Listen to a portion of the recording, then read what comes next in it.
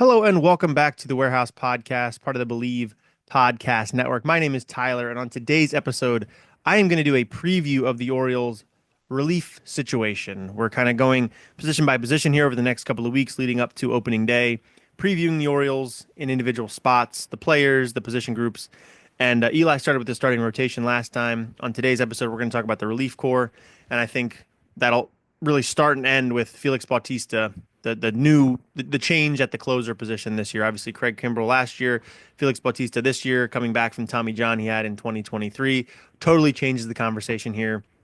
So that is what we're going to focus on today. Before that, a couple bits of admin. If you guys haven't subscribed to the show already, please do so on your favorite podcast app, on YouTube. We're going to have two episodes coming out every week, starting basically from now through the end of the season, whenever that may be for the Orioles. Hopefully, it's late October with a World Series run. We will have two episodes every week up until then. Obviously, things change a little bit in the postseason. We might have an episode after every single game. We'll get to that when we do. Also, head over to believe.com, BLEAV.com, to check out not just our show, but other shows on the network. If you have other sports affinities, even non-sports affinities, Believe probably has a show for you, so check them out, believe.com, BLEAV. And of course, we have a sponsor for this episode. It is Bet Online. Bet Online is the world's most trusted betting platform and your number one source for online betting in 2025. Whether you're a seasoned fan or a first-time bettor, Bet Online is your ultimate game day companion. They have the largest selection of odds on everything from NBA and college basketball to the NHL and UFC. BetOnline continues to be your number one sports betting source. From every three-pointer to hat trick, BetOnline has you covered with odds, stats, and more for every game, every play, and every win. BetOnline, the game starts here. Thanks to BetOnline for the support. All right, back to the Orioles relief situation. As I said, it kind of begins and ends with Félix Bautista. Bautista, 2023, arguably the best closer in baseball at the time, one of the most dominant arms in all of baseball. He goes down with the elbow injury near the end of the season. They sort of hope he can be back for the playoffs in some way, shape, or form. And that kind of gets shot down before we ever really start to buy that it's a real possibility. We understand he has a UCL issue that is going to require surgery, but the talking point at the time was that he could pitch through it. It's not going to cause any more damage, but it's more of a pain tolerance thing, and it's sort of just kicking the can down the road on it a little bit to when he gets the surgery, and therefore slowing down when he can come back from the elbow surgery. But let's talk about Félix Bautista for a second, because he did have the Tommy John. He missed all of last year. There was really never any talk about him coming back last year. It would have been very aggressive to assume he could come back at any point in 2024, and he didn't. The Orioles signed Craig Kimbrell as sort of a stopgap at the position. And although the end of the year stats for Kimbrell were not good, I do think that first half of the season, Kimbrell did a pretty good job filling in for Bautista. He was nowhere near as dominant. He was nowhere near as you didn't feel as confident when he came into the game. He would get runners on base. He would be, questionable early in the season, especially. It was kind of dicey and you didn't think it was going to work out. But I do think through the first half of the season, Kimbrell was quite good. Fell apart after the All-Star break, a lot like the whole team really did. The team was about 500 after the All-Star break. Kimbrell certainly didn't help that. And now looking back, it was a disaster. But I think you got one half season of a good season, one half of a disaster. And you hope with Félix Bautista coming back, you feel pretty good about that.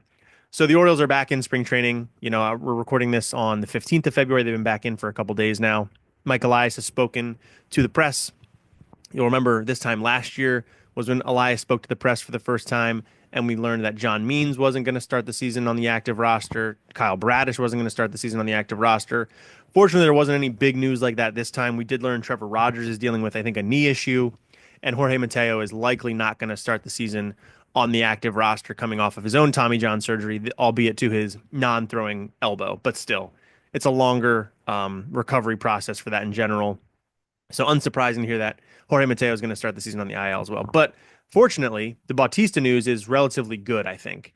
So I've got a couple quotes here from Elias speaking to the media. Elias said that there's a very good chance that Bautista will be ready for opening day on March 27th. And then Bautista said via team interpreter Brandon Quinones, I feel really good right now. Everything is going according to plan, and that remains the goal, to be ready for opening day. So I think that all sounds good to me. Oh, more quotes from Elias. Obviously, we've got a team with strong playoff aspirations, and we want Felix to be a big part of that playoff push if we're able to get that far. We'll keep an eye on his buildup in that regard, but we're going to take it slow. It's not something that we're going to force. Kind of want to see where he's at in game action here in Sarasota before we make that determination, but it's very possible. We're going to try to be smart about it with him. And then I believe there was one other thing, trying to remember. It might not be in this article, but basically Bautista is going to pitch in Grapefruit League games, but not until later in the little season. So probably not until mid-March, when that's really when things start ramping up. February into early March, it's a lot of like the starters play here and there, the pitchers throw one inning, maybe two innings, and then mid-March it's when you're seeing the guys go 3 innings, 4 innings. The closers are coming in when a closer would. The position players are playing 7 innings, 8 innings versus 2 and 3. So really, his ramp up is going to coincide with the rest of the team sort of ramping up. And I think for a reliever, you're not as concerned about buildup. It's more about recovery for a reliever. You want to be able to bounce back the next day and pitch the next day if you need to, pitch, 3 times in a week, 4 times in a week. And hopefully he'll be doing that sort of on the side and then come into this game action to sort of get acclimated to that and be able to avoid a rehab stint if needed. Which I think, if I'm reading between the lines here, uh, he's gonna make the opening day roster unless there is some setback physically. It feels like they are putting him on a course to make the opening day roster. They've dropped sort of like breadcrumbs throughout the offseason saying that, we're going to see if he's 100% by opening day. We certainly want him to be the closer day one. My gut tells me he will be the closer day one, but they're not going to use him as if they would if they feel he is 100% healthy. So is he going to pitch back-to-back games early on? My thought is probably not. Is he going to pitch beyond 1 inning early on? My thought is probably not. He might pitch once every other day, once every 3 days, something like that in April. Then in May, build it back up, maybe pitching once every other day, taking him off for 2 days, and then every other day, something like that, where they are spacing out his appearances to a point.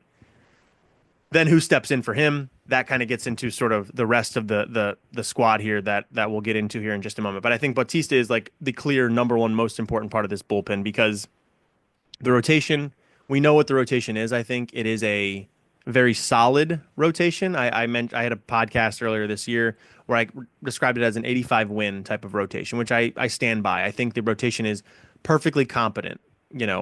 It's guys that know how to get outs in the major league. Sagano is sort of a question mark, but there's enough there plus depth that I think the Orioles have a very competent big league rotation. Would love to see them get one more big arm.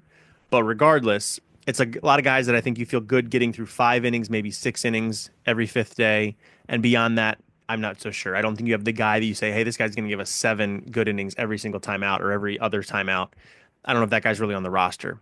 So because of that, the bullpen's going to have to step up.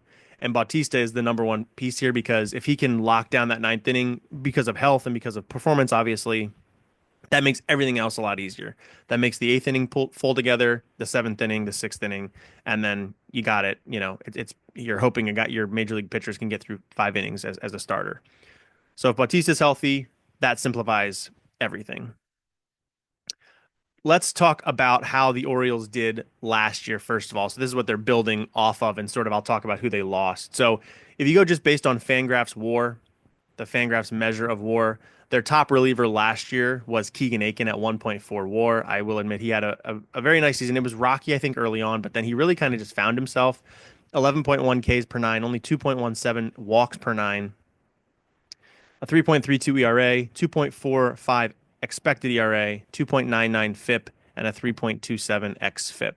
So all pretty good numbers there. High walks, or I'm sorry, high strikeouts, low walks, solid ERA, coming from the left side. It felt like he had a little extra juice on the fastball last year. Aiken was quite good last year. Right behind him is CNL Perez, a 0.7 WAR. His ERA not so good, 4.53, but his expected stats were a little bit better. Expected ERA of 3.59, FIP of 330, and then an xFIP of 459. Sort of a mixed bag there. Perez is the guy that is always sort of on the line there, always sort of getting runners on base. I don't always feel great about how things are going. 7.7 Ks per nine last year, 4.70 walks per nine. Obviously, had the injury early on, had to bounce back from that. After that is when things get interesting. Jacob Webb was the number three, Yenier Cano the four, Denny Coulomb the five. Webb and Coulomb are no longer on the team. The Orioles decided to not tender them contracts for 2025. It is one of those things that we'll see how it works out. Webb, you know, the eye test with Webb didn't always feel great. He didn't always feel super dominant, but he got the job done most of the time. And you look at his stats at the end of the year, they're pretty good. Coulomb always felt a little bit more like he came up clutch. He didn't walk anybody. Coulomb 1.52 walks per nine, 9.71 strikeouts per nine. Like basically the second best, third best strikeout guy in the bullpen that was there for the full season. I know he had arm stuff early on, and that could be part of the issue. That could be part of why they didn't bring him back for this year, is they were worried about his arm. But Coulomb's one that I think you'll have questions about why they got rid of him. I think potentially the reason is it's arm stuff, and it's also they're a little lefty heavy now, which we'll talk about that here in a little bit. But Coulomb and Webb no longer in the rotation or in the bullpen after being pretty important pieces late last year. And then, of course, the other big guy, Craig Kimbrell, was good for the first half of the season, really fell apart in the second half, and I kind of got into that. The strikeouts were there for Kimbrell, but the walks were a problem, the home runs were a problem, and it just wasn't working anymore at the end of the season. So I'm not surprised for them to move on from him. And I don't think Kimbrell's gotten picked up anywhere. And I would imagine for him, it's a question of, do I want to keep going for no guarantees, or am I happy with how my career's been? He's a guy that I feel like could log on with somebody on a minor league deal, but is anybody going to give him guaranteed money after how his season ended last year? Probably not. But he's gone. And then other guys to be aware of that came in last year midway through the year: Sir Anthony Dominguez and Greg Soto. Soto was not great for the Orioles last year. Dominguez was better. And Dominguez kind of stepped in as the closer for the end of the season and did a pretty good job. Homers were an issue for him. Strikeouts were pretty good though. Walks weren't as big of an issue, I don't think, with the Orioles as they were with the Phillies early in the year. Um, but those are the other guys that played important roles, semi-important roles down the stretch last year, and are expected back this year. So yeah, of that group, Webb and Coulomb are gone. Then if I look at the Zips projections for 2025, there's another Fangraphs table you guys can go to. Felix Bautista obviously expected to be the number one guy, followed by Keegan Aiken, Yenier Cano, Gregory Soto, Cionel Perez, Sir Anthony Dominguez. Interestingly, Andrew Kittredge is down at eighth here. Kittredge, one of the big signings, which we can get into now, the additions.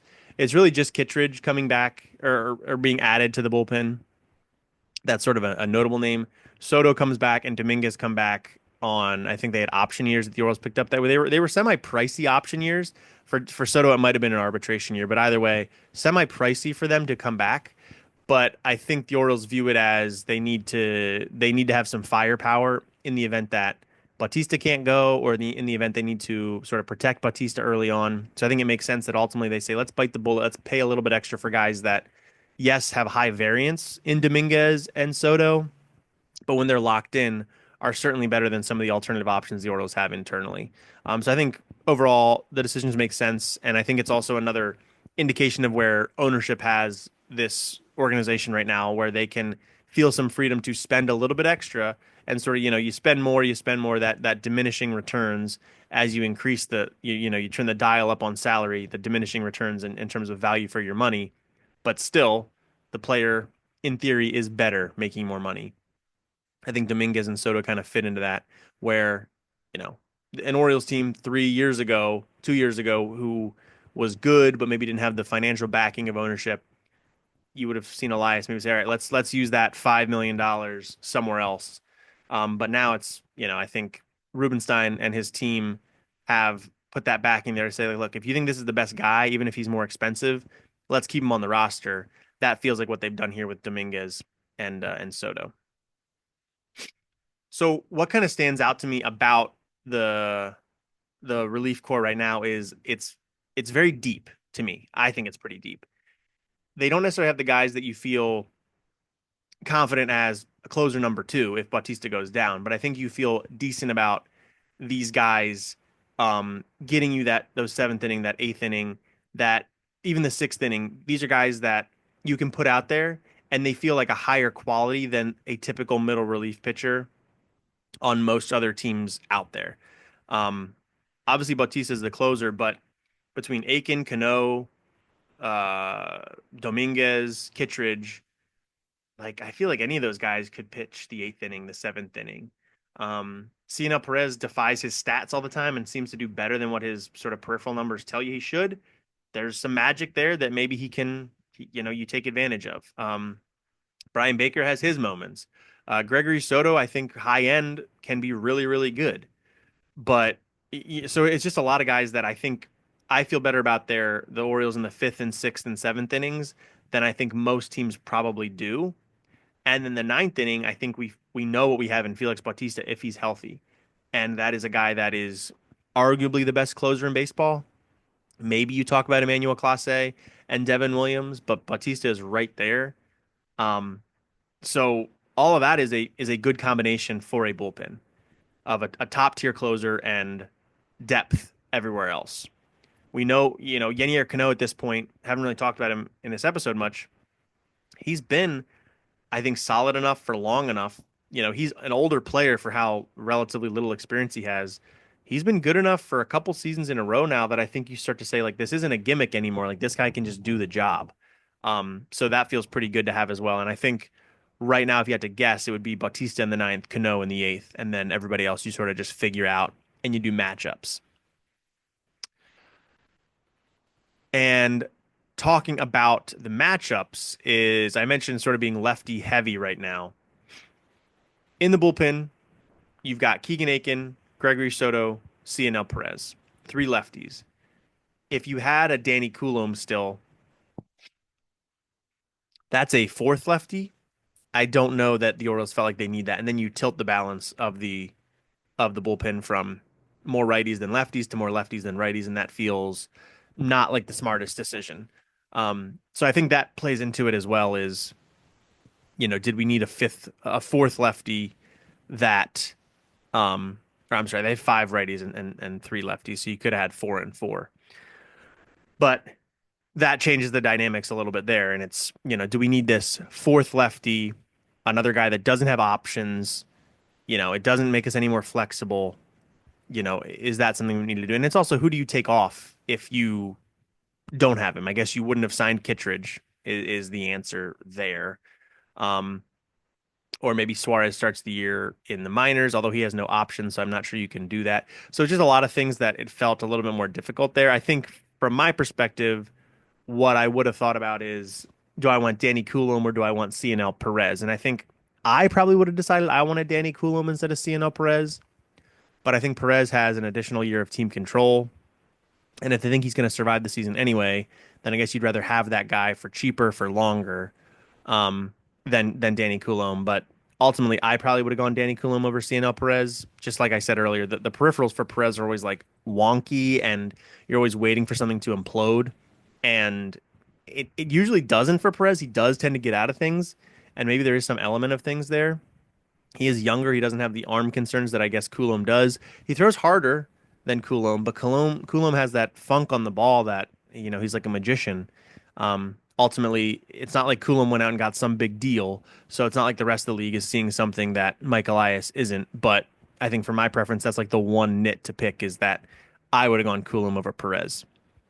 I think the other thing people can talk about is, did they do enough in the offseason to have a Bautista contingency plan? I just mentioned they don't really have a guy that you can say is a no doubt closer number two if Bautista can't go. But, Dominguez closed games down the stretch last year.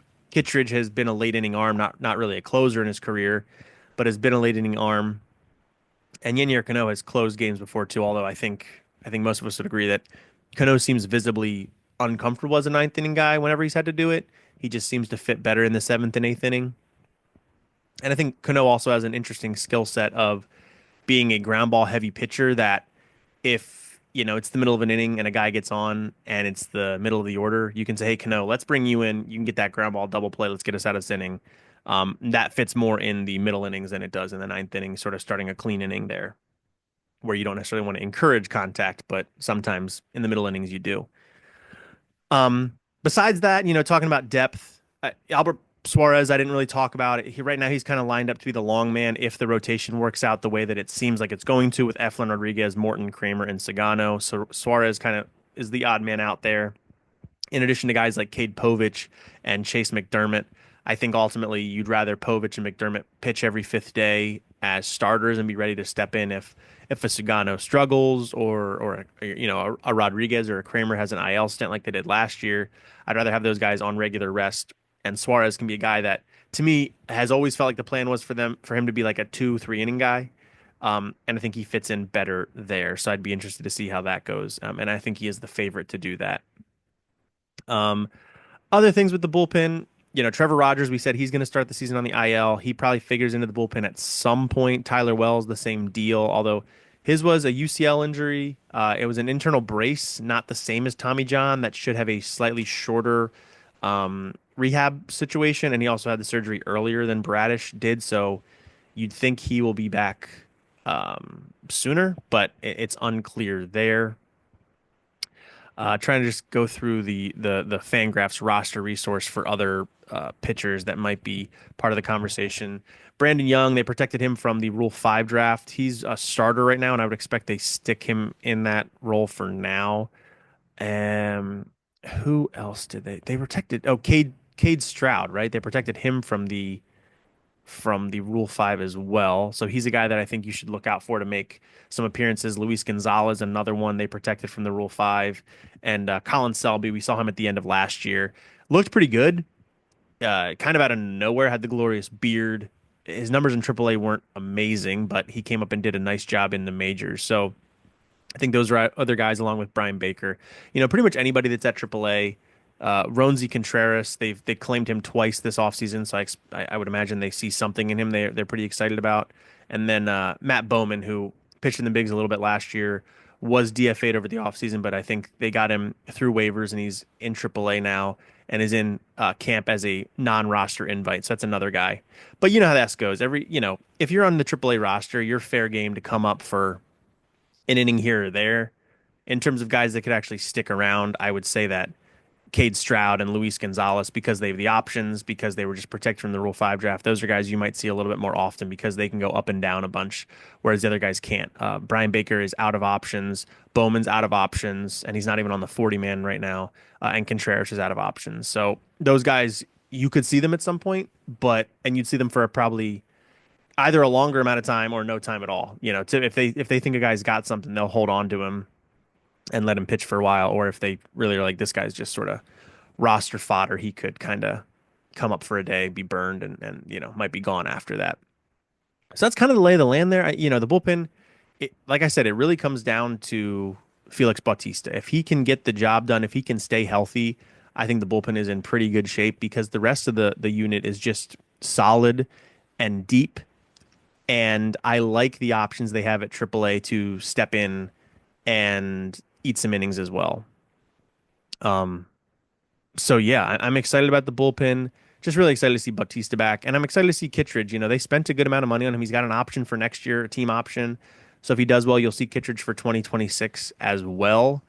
And Dominguez and Soto, I believe they are in the final year of their contracts, so they are going to be pitching for free agency to make some money, especially Dominguez. I think, Dominguez was really good for the Phillies years ago, struggled a little bit last year, kind of got lost in the sauce with how many pitchers the Phillies had that were really good in the bullpen last year.